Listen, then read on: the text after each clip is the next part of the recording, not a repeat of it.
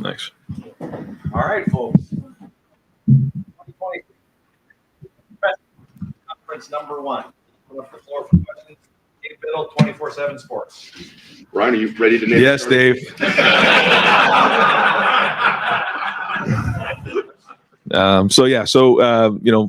Indiana game, Kyle McCord will be the starter.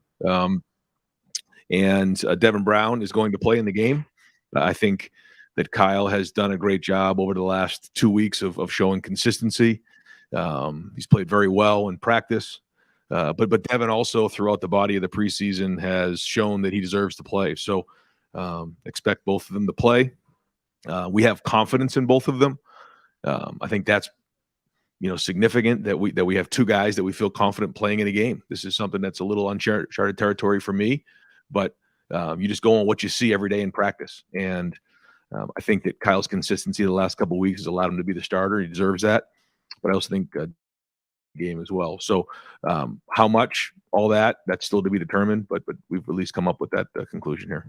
Someone would have told you, I don't know, maybe in the spring, this is how it was going to turn out. It'd be so close. Yeah. Be playing both guys. Would you be pretty surprised? I didn't have a lot of expectations other than I felt like both guys have a chance to be really good quarterbacks, and you just don't know. And when you start to create expectations, then maybe you can start to do things that can put you down a certain path. I decided not to do that. Even really stepped away a lot in the spring and kind of let it all play out. Been more involved this preseason. But pleased that we have at least two guys that we feel confident about going to play in this first game. And ultimately, we have to go win this game. It's a road game. It's a conference game against a very well coached team. Got a lot of respect for Tom Allen and the way he does things. And so this is going to be a real test for our team early on in the season. Rivals and the podcast. Right. This is uncharted territory for you. So what do you rely on then as you try to formulate a plan to play two quarterbacks? Well, I think the first thing is you just have to go watch them play in the game. And it's one thing, in practice you see certain things, but to get tackled and to move the team down the field and, finish off drives, do well on third down, do well in the red zone, that's going to continue to play itself out during the season. And there's been teams that have done this similar before. And, ultimately I told the guys when I met with them today that the goal is to go, championships. And when the season's all said and done, the story is going to be written. What we can't do is ride the roller coaster every drive, every game. They both need each other right now. And I think that's great. They make each other better. I think the competition has made it better. And it's back and forth. So we'll kind of go into the game, each game with a plan, and then evaluate it after that. I think that's all we can do. And that applied to the coaches as well. We have two that can play. Weighing like, oh, this doesn't look that good. I'll put the other guy in now. Like, how do you think that might go? Well, I told both of those guys this isn't going to be a situation where they need to be worried about getting quote unquote benched being in the game. That's not the case. They have to go play through some of that stuff. CJ kind of went through it his first couple games, and when he was here as a sophomore, and you just don't know how it is going to play out. But all we can do is just do the best we can right now. Go win the first game is the goal. And how that looks, I don't know exactly how it's going to be. And then a week from now, we're in a different place. We have more to go on, a bigger sample size in the game, and we go from there. Don't have a crystal ball on this, and I'm not sure how it is going to shake out. But I think what we're doing is fair based on what we've seen this preseason. Ryan, quarterback position being different than any other position in terms of the transfer portal and things like that. Last week you said the winner, the tiebreaker, would be the guy that responds when his back is up against the wall. Kyle McCord being pushed by a younger guy. That quarterback, that younger guy who goes past you, that's something significant. So you see on these last 2 weeks with that kind of pressure. What are your thoughts? Well, I'm pleased with that. I think that's exactly how things shook out a little bit this preseason. I think that Devin made a real strong push about 2 weeks ago, and then Kyle responded with really consistent play, and that was a good response. That was very encouraging. Now it's time to go play in games, though. And, we certainly have enough in practice to believe that both guys can perform in the game, and now it's time to go put it on the field When you're in the game, you really get an idea of what's going on in practice. You have controlled settings, and you try to make them as game-like as possible. But again, now time to go play. Big network. Have you talked to anybody about how this has worked? Have you been part of it? I don't know if Chip's been part of it or not. You plan to do that, just kind of fix the brain or somebody. I talked over years with different coaches, just because quarterback play is something that obviously I've been a part of my whole life, and um, you talk to different people about that, and the theory of if you don't have a starting quarterback, you don't have a quarterback. I mean, that wasn't the case for Alabama when they had Tua and Jalen and Mac Jones. Ohio State attracts some of the best players in the country, and it all worked out great for them. That's one example. You think about the year when the national championship was won here most recently, they had 3 guys who played. So you try to do the best you can. A good problem to have is when you have multiple guys you feel good about putting in the game. And I think the more we play in these games, the more we're going to see the strengths come through. And we'll just, on a weekly basis, try to do the best we can, put a game plan together that gives our team the best chance to win. And again, I see our receivers getting in rhythm. I see the offensive line getting in rhythm with both guys. If I didn't feel that, then I would step in. I think both guys have won the team, and I think they feel confident with them being in the game on Saturday. Fair though to say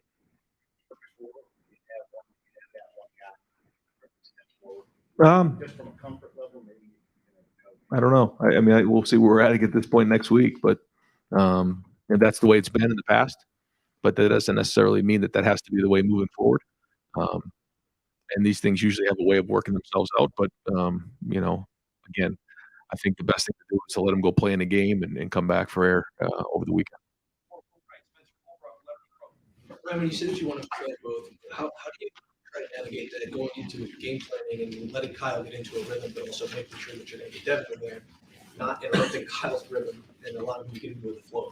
Yeah, I think that's probably the biggest challenge, right? What you just mentioned, but we have to go play, and it isn't just about that drive. It isn't about anything else other than winning the game.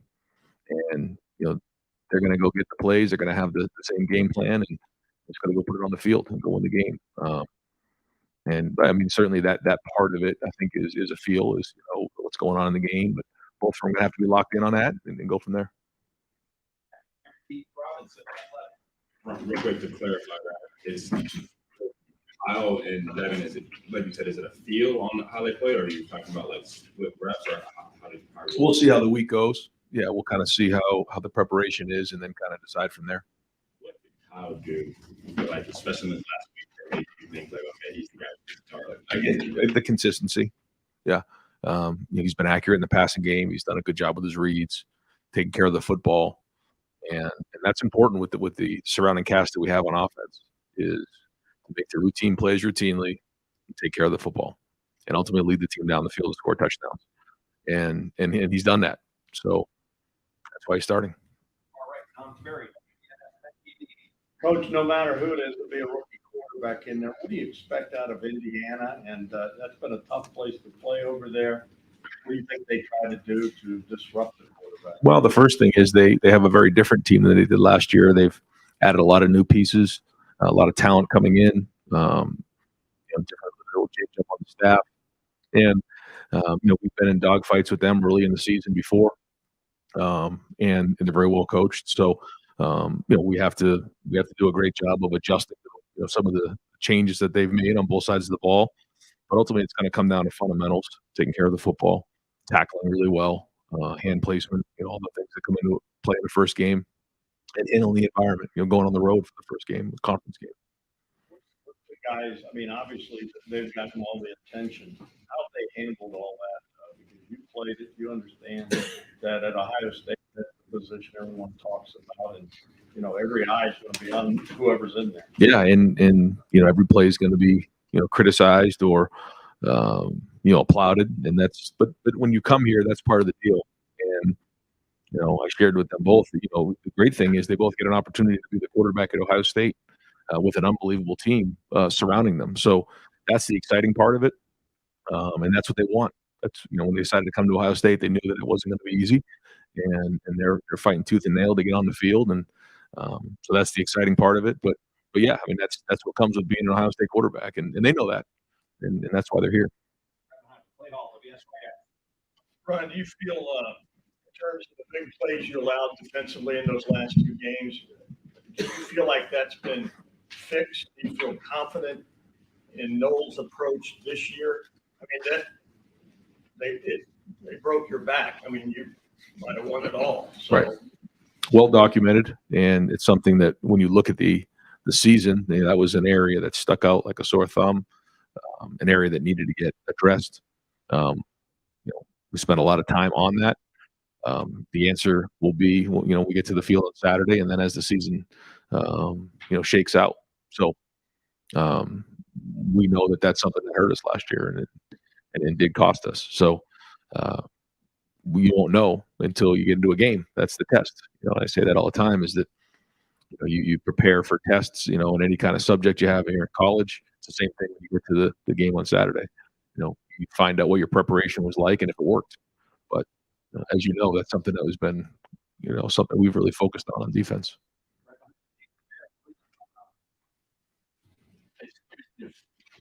In this situation, have you had a 2-quarterback plan all along, like in the door or whatever, or did you have to come up with one specifically for this scenario? No, it didn't really have an expectation of what this would look like. We're getting the guys as many reps as we possibly can. I guess the only adjustment that I made was, and that we made as a staff, was going to the 2 fields where we could get more reps.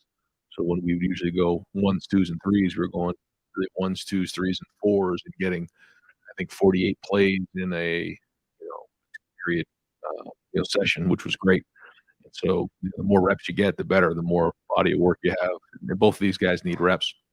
So that was really the only thing that we changed during the preseason. The rest of it is done like we normally do. Third row right. Is that? Last week I talked to you, you said you're looking for a sizable gap to name that starter. I guess has what Kyle's done. Is that, would you call that a sizable gap? Is that a medium gap? I guess how would you define that gap? I think it's enough to be named the starter, and then they're both going to play. So, yeah, I think it's not a sizable gap, but it's enough to be the named starter. Spencer said, they're still being evaluated. Obviously, also the starting job, things can still change. How do you guard against these guys maybe playing outside of themselves, or trying to do too much in the game, trying to put something on the field that maybe ultimately put them off the situation? Yeah, to talk about it and make sure that they understand that that's not going to be the case. That this is something that's ongoing, and that we're looking at this through this season. So at some point, the season's going to be over. We're going to look back on this year, and sometimes it's hard to do it in that manner. We all want to look right now and see what's going to happen with the whole season. React to what's going on right now. But if you can take a step back and think about, okay, at some point January is going to be here. When we get to January, we're going to look back on this season, and there's going to be a whole bunch of football played, no matter how it shakes out. And so that's not easy to do, but it's something we've talked about so that they understand that this is about one player, one drive. This is about the entire season. And again, not easy to do, but we're definitely talking about that so they understand that it's not about one play or one drive. Dan Holt, Who's going to handle the kicking duties on Saturday? Jake will handle the kicking duties. Yeah, What led to that decision? Yeah, just overall consistency again. We tried everything, and he's done a really good job. In the spring, did a nice job kicking off for us last year, and his overall consistency has allowed him to be the starter. And we just really go off of the chart. How many kicks have you made in this area? How many kicks you made in this area? We had live situations. What have those been like? We look at them in the stadium. We look at them in practice. Kind of chart everything and do the best we can. And so he's won that job. He'll be doing everything, field goals and kickoffs. Yes, both of those. How significant is the challenge in week 1 preparing for a team that has 23 transfers and trying to find film on those guys? Yeah, we have Billy Homer in house who does all the evaluating of our transfer portal guys, and so he goes through and does the best he can to evaluate the film based on what he sees at other schools. But like you said, it's hard to figure out how the team's going to look when you have so many new faces. So what you do is you try to combine what you've seen in the past. There's certainly, Matt Carreri's a new coordinator there. They have new pieces on their staff. They have new players. So there's a lot in there. And you have to have contingency plans. That's part of, coming out of the gates with a conference road game with all these things into consideration. There's some unknowns. But that's common to almost every season. And like Indiana, we have a new quarterback here, new quarterbacks playing, and so what's that going to look like? You have to be able to adjust in game.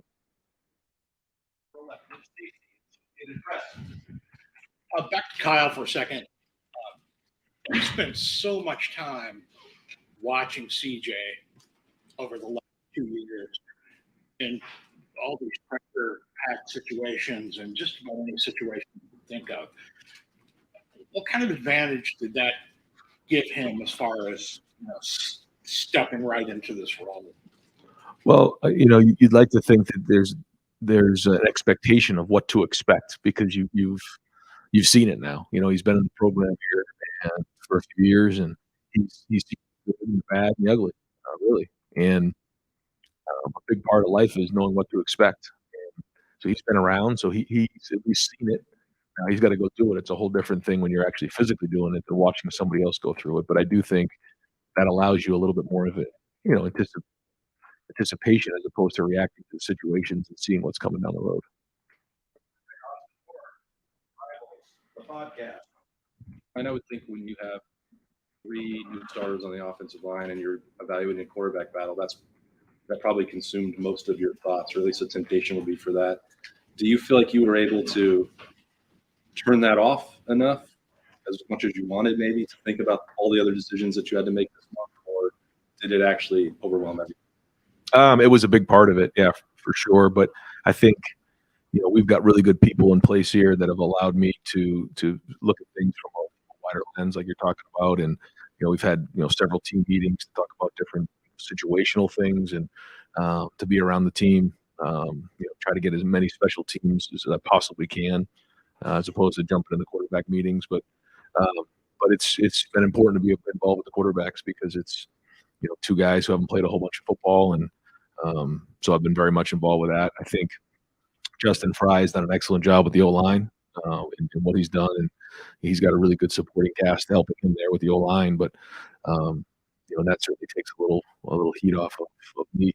But we know how important the quarterback is, and we have to make sure that's right. But I'd say overall for this camp, I've been allowed the opportunity to jump around.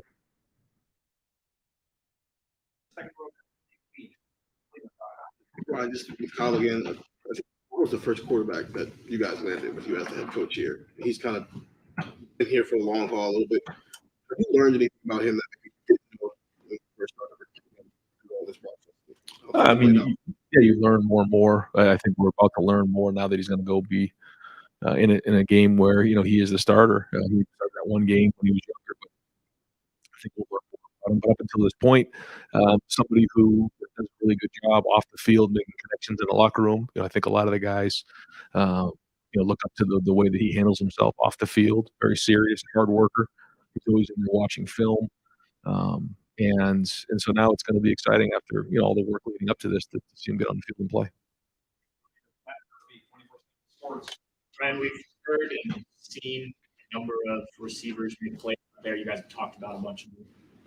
How many guys are you comfortable with going out there and playing meaningful snaps? That's a good question. I would say we're probably in the 5 to 6 range, in terms of depth, not getting into names, but I think we would feel comfortable putting about 5 or 6 guys in the game there. 2 or 3 guys at tight ends, a whole bunch of guys at running back. So we do have some depth, and it allows us an opportunity to be creative too. Have that group that you are confident veterans coming back with a new quarterback. It's critical. That's the thing that I've been trying to get with some of the wide receivers to make sure they understand is, when you have a guy who's doing it for the first time, you got to paint a really good picture. When it's zone, you got to space it out. When it's man, you got to win. And that's important because certainly on third down and certainly in the red zone is where the quarterback's got to be on point. They got to do their. That's where they make all their money. And we need the wide receivers to not only show their talent but their experience, their maturity, and until they get into a rhythm, which they will. Ryan, the new clock rules in college football are now in effect with no stoppage or clock not stopping after first down. What do you think of that rule? How do you see it as affecting things for you guys this year? Yeah, I think we looked and did a quick study on the number of plays coming out of this weekend's game, and I think it was around 63, which is significant. I think. Yeah, so we'll see how after a whole bunch of games are played this weekend what that number is, but it is going to shorten the game a little bit. You see teams trying to use it against you. Try to kind of ball control things. Teams have kind of done that in the past. Yeah, I think teams try to do that, but ultimately you have to do what you're going to do to get into a rhythm, and like you said, if you're up on the team and you can shorten the game, I think that makes a lot of sense. But there are times where we do play in games where that is the game plan where teams want to slow us down and keep the offense off the field, but you also have to be getting first downs. So you have to run the football. So you want to get yourself into a rhythm on both sides of the ball without overdoing it. But yeah, it'll be interesting to see after this weekend what the numbers look like. Right next door. Thank you, Jerry. Was there a point a week and a half, 2 weeks ago, where you pulled Kyle aside and you talked about having conversations with both of them, and just was there ever a moment where you say, "Hey, you're kind of blowing it here, kid"? I mean, were there ever those kind of like face-to-face kind of moments where, and you saw him step up? We had constant conversations. Yeah. First off, daily conversations, but then there are some points where you visit with the guys and say, "Here's where you're at. Here's what I've seen. Here's where we need to get better." Never really drew lines in the sand during the season, but there were ebbs and flows, and there was definitely times where Devin did pull ahead. We made that clear. There was times where Kyle pulled ahead at different times, but ultimately where we are right now, we feel like the last 10 to 14 days that the consistency's allowed Kyle to be the starter. So again, it's healthy because it's great competition going on, but yeah, we've had to communicate that with guys and let them know, here are the things you're doing well, but here are the things you got to improve if you want to be competing at a high level and be the starter. Yeah. When are the butterflies at the most in a coach's stomach, a head coach's stomach, gut? Is it that first game for starting? You understand what I'm saying? I mean, I would think the butterflies were circling around something else this time of year ago with CJ coming back as your returning starter. But how much does that add to the butterfly quotient? Yeah, it doesn't help. That's for sure. Yeah, I mean, every game there's butterflies. That's just the way it is. But you go off what you see in practice, and we have a team that's played football before, so that helps with that. When you have a bunch of guys like I was again thinking about where we were at 2 years ago when CJ went into that game against Minnesota. There was a ton of unknowns on defense, and you had a brand new quarterback.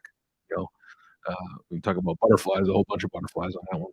This one here, we're a little bit more veteran surrounding the quarterback. So, you go off what you see in practice, and if the guys perform like they do in practice and take care of the football, then it's going to be a good day. If they don't, then it's not going to be. That's just the bottom line. So, yeah, there's some unknown there, but there's also some knowns in other areas. Right now, I mean, you asked third, but patience is the key here. Meaning, I know you've got to be urgent and stuff, but he is going to be a first-time starter. Yeah, I don't know if patience is the right word. Yeah, there's have to be urgency, like you said, because first off, we're going to win this game. It's not going to be easy to go on a road with new quarterbacks and all the different challenges that we have in a conference game. So, we got to take care of the football. We got to be able to tackle well. We got to run the football. We got to stop the run. We got to do those types of things. Play situational football, and the guys have to play well. They do. But that being said, I think each week we're going to have to identify the things that the guys are doing well, figure out how they did in game, how do they respond to certain situations, how did the team respond to them. Those are all things that we'll continue to evaluate and see where it goes. But to your point, we're not just going to bench somebody because they had a bad play. That's these guys both deserve to get out there and show what they have and work through mistakes. The Keenan Bailey and Corey Dennis in the box during the game. Is that right? That's what it says on the sheet. Yeah, that's right. How did you guys come to that decision, and was there a consideration at all of maybe having Brian or Justin or Tony upstairs? Yeah, there was when Kevin was up there, got great information, but felt like for the substitutional situations and being down on the field, we felt like Brian and Tony would be good down there talking to their guys. I think we'll have enough information coming from the booth. If we feel like we're not getting enough, then we'll make a change. But I feel like, and Mike's going to be up there as well, our graduate assistants, Mike Seleni, and he does a really good job, and he's really in tune with the front. Keenan will do a really good job with the back end and tying in the front end, and Corey's always looking at the back end. So, I think those three guys can give us the information we need. Also, getting down the field, what's going on. You can still see things down on the field. Like Justin will be able to see things. I think it's important to be around your players and get around them and make sure the substitution patterns are right and adjusting in game. If we feel like we're not getting enough information, then we'll make an adjustment. Multiple running backs, you mentioned that. Do you have a sense of how you might like that to go here in the first game? Do you imagine a split? Can you play three? Is there a lead guy? And when you're rotating quarterbacks, does that have any effect on how you might rotate running backs? I don't think those two go together really. I think we're just going to play like we've done. That's why we've had two different fields, and the guys feel comfortable with each other. So I don't think that'll be an issue. But I also think, Travion's had a great camp. Mayans played well. Chip has done great. I think you're going to see all those three guys for sure. Dallin Hayden is run well. So at least those four.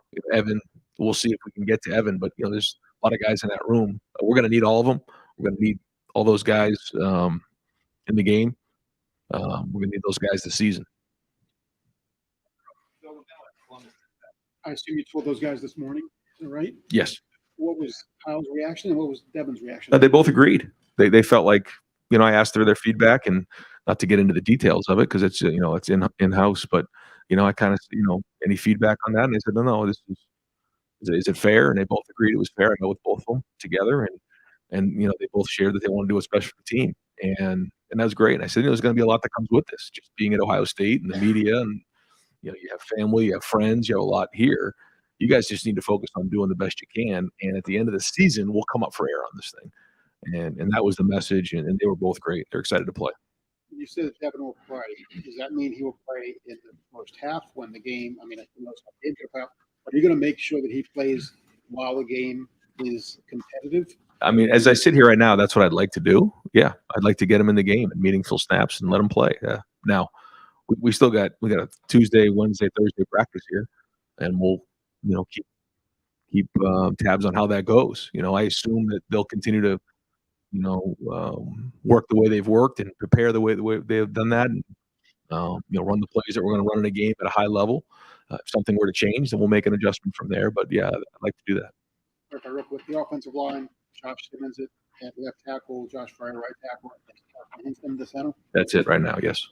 Second row left, Steve Helwag at 24/7. I apologize, I didn't catch it. Is Hinsman the center, or what is the situation? He is. Hasn't played it down a college football to go shoved right in there as a redshirt freshman. Just your thought about him. Yeah. Again, you trying to keep me up at night again, like the rest of these guys? Jeez. Yeah. But everyone who comes into the program, has to go through this, and there's going to be good plays, there's going to be bad, but you go off of what you see, and we believe that Carson can do it because we've seen it on the field. We also feel like Vic's done a nice job as well, and if we need to put him in the game, we will. But Carson deserves the opportunity to play.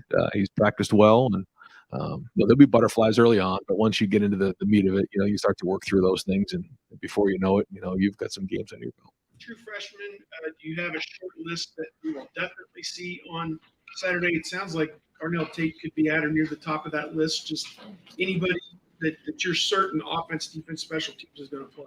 Probably forget some. I think you'll probably see Arvell on special teams. I think you'll see Malik playing in the secondary. Carnell, you'll see a wide receiver.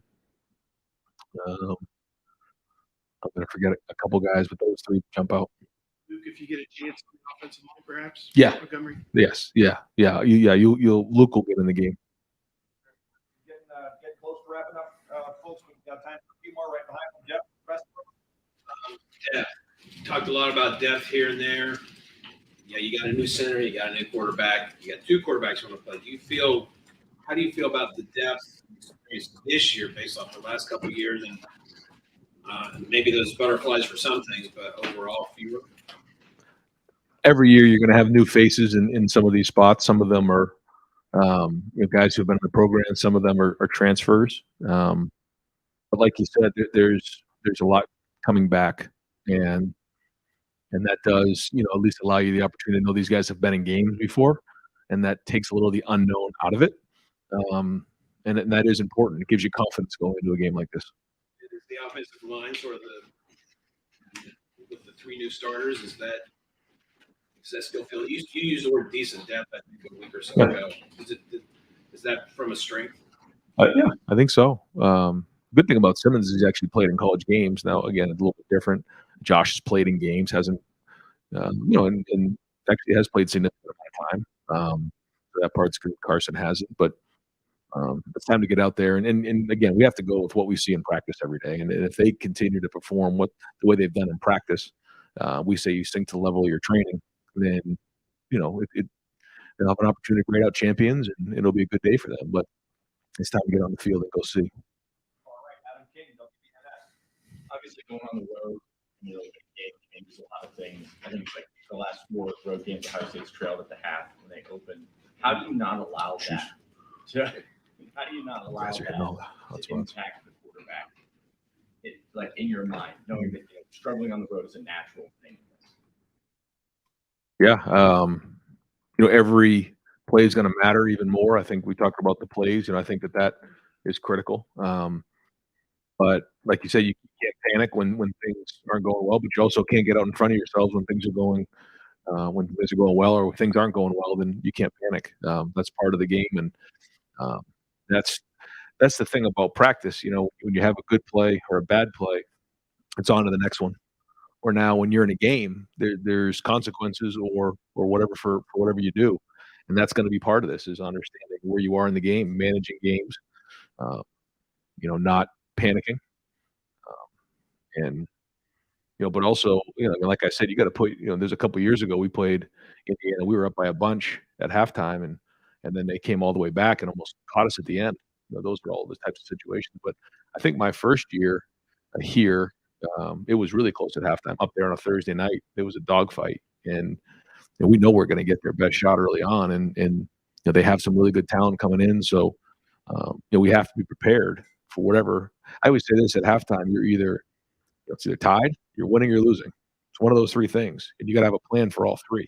You can't get in a situation where you get to halftime and you're like, okay, we're not winning. What do we do? Well, we know that that's an option here, so we have to be able to talk about that ahead of time, and I'll do that this week.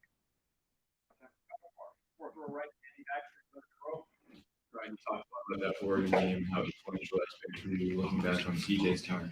That Minnesota game, is that right along with that in terms of what you learned from that experience now having a new quarterback on the road? Yeah, you learn every year, but every team is different. Every scenario is different, but you try to do the best you can based on your experiences. That game was a learning experience for sure. Ryan, can you talk a little bit about Malik Hartford and what it seems like this has been one of the revelations of the fall camp, which is where he's taking his game to. What has he done to put himself, not just in the conversations of playing time, but like a lot of playing time? How has he taken that leap from being a guy that in the recruiting world was a good player, no one really saw this? No, we did recruiting. That's why we recruited him here, and a guy who flashed on film and really was physical on film. Remember some of the highlights he had coming out of high school. Just a really fast, violent player. And then when he got here, you quickly learned that there was more to him than just that. Very mature approach. He sees it. He's got very good instincts. Put on a bunch of weight. We had a little friendly wager between Knowles and I. I think he came in at 169, and I said by the time August camp hits, he's going to be over 190. Coach Knowles jumped on the bet, and I won. He came in at 192. So from January to August, he really got after it in the weight room, and he's going to deserve the opportunity to play. He's done everything he's been asked to do. He still is a freshman, so we'll be smart early on in this game, but really excited about his future. in that rotation. Obviously, Steve walked in, Sonny last week, he's the starter. Is it just a situational thing? Is it a guy that fits at any one of those spots? And how do you see that work? Yeah, that's something that we've spent a long time talking about this offseason is the right mix back there. The good news is that, they're a little bit interchangeable. But for a freshman, we try to keep him, at one spot so he can learn it. Jihad and Proc, those guys can move a little bit more, but we have moved them around a little bit just to create depth. Um, so, but for him in particular, he'll mostly be the adjuster. Questions? Brendan Gulick, Buckeyes. Coach, I'm glad you brought up Minnesota, and I was thinking last year about Notre Dame. The idea of playing a really meaningful game to open the season. It's a conference game. Do you talk much about what you learned from having those situations with a team that a couple of years ago I know you were concerned about coming off of COVID, how that experience was a problem? Are those conversations about, hey, this is what we learned against Minnesota, week one against Notre Dame, and applying it? Yeah, and that's why one of the goals when we listed our goals this year was to win the first game. That's not something usually we do here. We have to win this first game, so that's the first focus.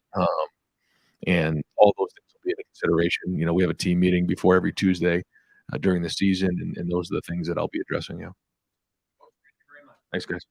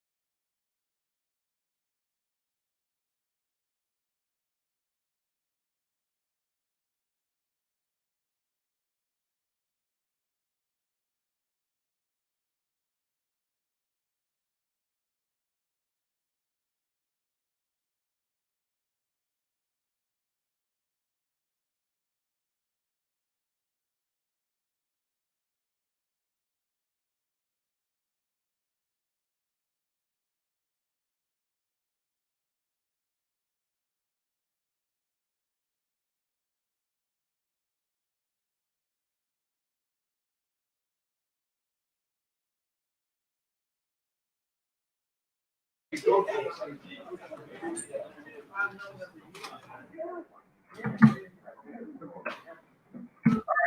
going to open up the questioning with Nathan Cartwright, Nathan Barrett, Cleveland.com. Jim, Ryan was just talking about your preseason bet on Hartford's game. I'm just curious, beyond what is putting it to have a real role here to start the year? Smart, football intelligence. Had a guy that at Oklahoma State, Colby Harvell, PO, played for me as a freshman. I mean, these are guys that they're rare. They at safety, they're rare. They come in, they just have an understanding of the game, and they find a way to get around the ball. So it jumps out at you. Second row middle, Stephen Means. Last time we talked about you said Jihad, Josh, and Malik were all in that battle to be that third starting safety. Have you guys come to a conclusion there? Nope, they're all still in contention. I can probably see them all. What do you like about? You just kind of answered about Malik. What did you like about Josh? Josh has great closing speed, and we know that he will be a factor in terms of run support and getting to the ball. He kind of brings a different element with the way he comes high to low, inside out. And then Jihad, he's played a lot of football, so he's coachable, he's smart, and he has experience. Sorry about that. Behind him, Andy Andrews. Letterman Row. Don't. Letterman Warriors. Letterman Warriors. There you go. I wanted to ask more about Kenyatta Jackson and sort of was there a time in camp when he really started popping, and just how has he sort of emerged over the course of the offseason? He started really shining last spring. I mean, we saw him last spring. The more opportunities he gets, it's anybody. You don't have to be a coach to see him just kind of jump off the video. Coach, yesterday, Indiana offensive coordinator Walt Phillips said that Tommy Eichenberg, he thinks, is the best linebacker in the country. What is it about Tommy that, in your opinion, makes him the best linebacker in the country and is such a leader for your side of the ball? Tommy understands. He can relate what play is happening in front of him to how our defense works. So he knows exactly where the escape hatch for the run game is going to be. I think, and he shows up fast. He gets to the ball quickly because he understands the game and how it relates to our defense. I think his improvements we're looking for are really in the pass game. In terms of his overall football intelligence playing versus and compared to what he's like in the locker room or on the field as an inspirational guy and quiet, right? Because he doesn't talk, but just by the way he plays, they're both really high. So I think that does make him. I don't really know what's out there, but I think he's the best in the country. The second year now that these guys are in your system, are you looking forward to seeing them maybe think less and be more instinctual with what they're doing out there? And how's that going to make what you guys are doing better?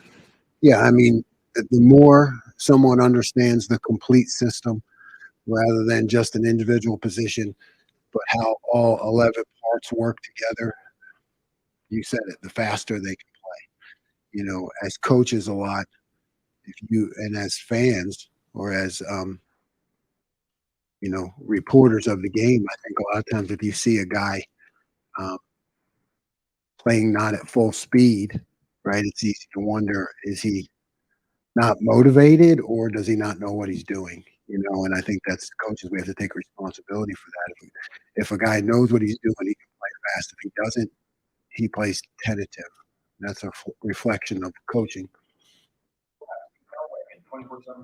Yeah, Coach, it seems like there's been a lot of comments about Jack Sawyer and maybe stepping up his game and becoming perhaps a more consistent pass rushing player for you guys this year. Just have you seen that in preseason camp, and how important will that be to have him and the other guys you mentioned, Kenyatta, create that kind of pressure? Yeah, I mean Jack. We moved him around a little bit. And I think that gave him a good feel of what the defense is about in its entirety. Ultimately, settled on the fact that he needs to be uh, attacking part of a four-down group, and he shined. Been able to focus on one thing, and I think when you do that, your talents can really grow and develop. Spots defensive tackle. You have a pretty good rotation there. What that'll look like? Maybe two guys, 2 and 2 at each spot. Just what would that look like? Yeah, I mean, I think there's a whole grouping of guys that can play there. I do, and I think we're really solid. Tyleek, like I said, he's been a little. I think he's really athletic. He was a little banged up, but he's back. Paul is going to be really hard to handle. I think we all saw that. We have to keep him healthy. Ty is a guy that you want, like a stalwart of the defense. You need those guys. You need those guys on the front line that are going to take two blockers and are willing to do it. Don't sleep on Jaden McKenzie. He's a playmaker. Hero Canoe, I think, has really shined. In camp. Fourth row right, Spencer Holbrook, Letterman Row. I guess on that topic, you've talked about a lot of guys. You said the phrase they're going to play a lot. How many? I know that you guys want to play a lot of depth, but how much is too much as you go into the season when it comes to not over substituting to where guys don't get into a rhythm on the field? Well, up front, I think that's it's whole a whole different entity. Coach Johnson has done that very well and will continue to do that. So we're not looking for any of those guys to get a lot of reps. When it comes to the, in terms of who has the majority of the reps, we'd like them all to play equal and all to be fresh in the fourth quarter and attacking and rushing the quarterback. When it comes to linebacker, Tommy and Steele, they have to play the majority of the plays. Because you're right, there is a lot of consistency and seeing what offense is doing involved in there, but Cody and CJ will both play. All right, Austin Ward, Rivals, the podcast. Jim, when did Tyleek get back to closer to full speed, and what's the next step for him? I don't remember the exact day or when, all the days run together to me, but I mean, his next step is just consistency. He flashes tremendous athletic ability, and it's just consistency. It's just, doing it all the time, every play. All right, Andrew Gillis, Cleveland.com. Jim, you obviously know Indiana's defense coordinator pretty well. What kind of game plan would you expect from him against, new quarterbacks, new offensive linemen?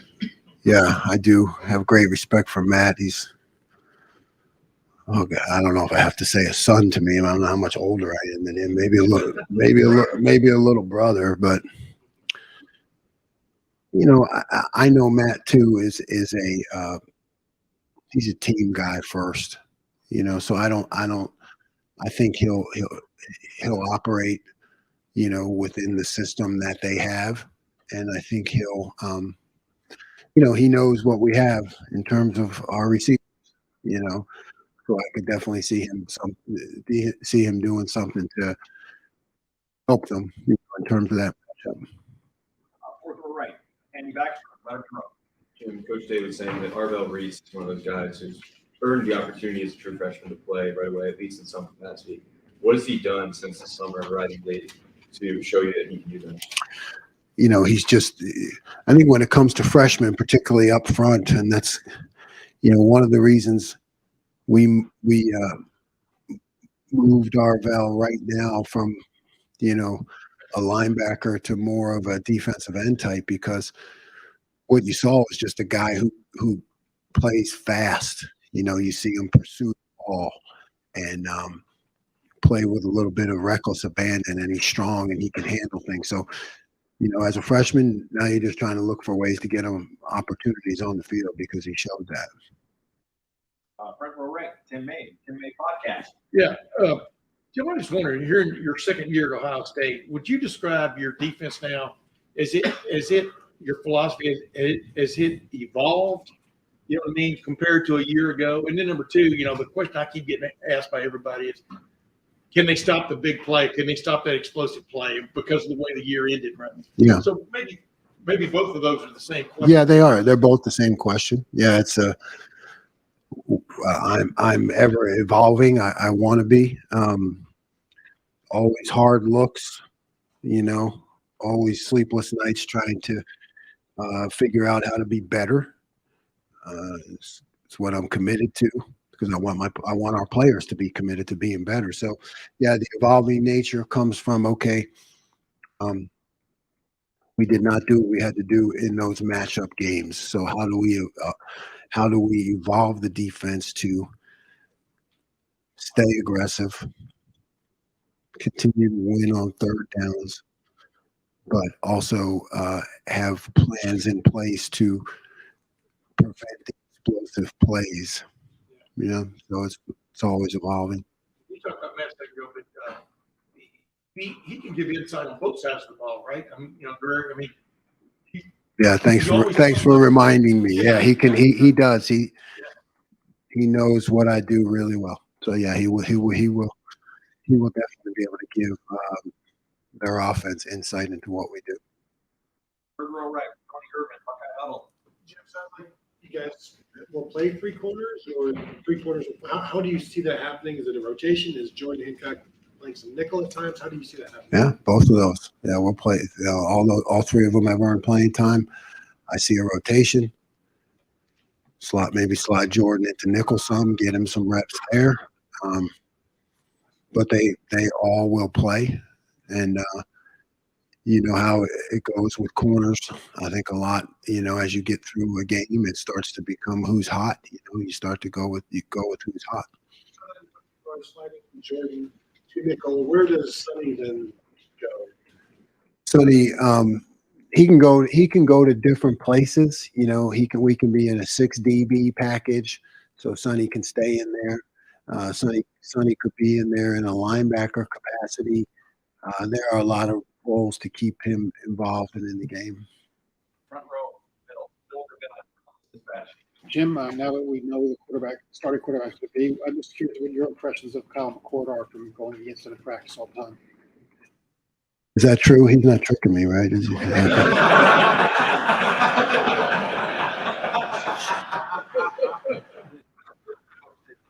Okay. Well, he's a St. Joe prep guy, so that's my first thing, right? Right. Prep pride, so cool, cool, level-headed, doesn't make a lot of mistakes, strong. But really, I always look at him as that calm, collected, composed. When you're going against a quarterback like that, I think that gives everybody confidence. He's just that kind of guy. And everybody, Indiana's also going to have a new quarterback. We don't know who that's going to be. They got a bunch of new transfers. How hard is that to prepare for that offense? Because you don't know anything. It's difficult. You're right. You got first game, you got new people. First game was always like, what are you going to get? Could you get triple option? Really, really seriously, you could get anything. So, and then not only a new season, but new people. You better be good at your fundamentals, because you just don't know what you're going to get. I don't know. Get to everybody. Brandon Gulick, Buckeyes now. Hey, Coach, you talked about Tommy's, his specific traits, but specifically from his position, year 2 of your system, how important is it for you to have somebody returning in that role so that your defense is ready to go? Right. We're pushing, coaching, leading Tommy to become that quarterback of the defense, to be able to, see what's happening on the field, and relate it to what I call, to understand why I'm calling it, all those things. But, you're exactly right. Second year, we want him to run the show. With not naming a starter at 360 yet, is that more that nobody's emerged yet, or do you feel confident in all three of those guys? Yeah, I mean, they all can play, but you're right. You know, who's going to get it? We still got a couple of days of practice left. You know, let's go out and see what you made of and get the position. Is there a concern in a position like that you don't have one guy solidified as a starter right now? You know, yes. I mean, when we know that honest truth, the rest is BS. When you have, you know, you don't have one particular guy that you're, you know, hey, this is our dude. There's always some thought behind it. There's always some angst behind it. You know, who's it going to be? What's this guy do well? What's he do well? How am I going to call it when he's in there? What am I going to call when the other guys in there? So yeah, there's something to that. Final question, deep left, Jeremy Birmingham, rivals. When you have guys like Malik Hartford and CJ Hicks and Sonny Styles, people that are just athletically maybe a little bit different than what last year that were ready to play, how do you balance the experience and the stability of guys like Tommy and Steele versus the upside and potential excitement, but also the potential mistakes that a guy like CJ makes? Do you see yourself maybe playing more with CJ alongside so that you have that support system in place? Yeah, I think your point is valid. It's blend. It's a blend. It's a blend, right? You have to, you know, the younger guys who are extremely athletic versus a veteran who you know is going to know exactly what he's doing. You know, so it's always a back and forth. You know, don't be hard one way or the other. Let's give these guys a chance to do what they do well. Let's give those guys a chance to do what they do well. A year ago, was that for you coming into you guys a bit of a challenge that you feel like you've been able to get over that personally to feel more comfortable playing those guys? Everything's a challenge all the time. And if I ever think I'm over the hump, then I shouldn't be here anymore. So, Coach, thank you very much. yeah. Ask everyone to move out and work from the Biggs lobby. I think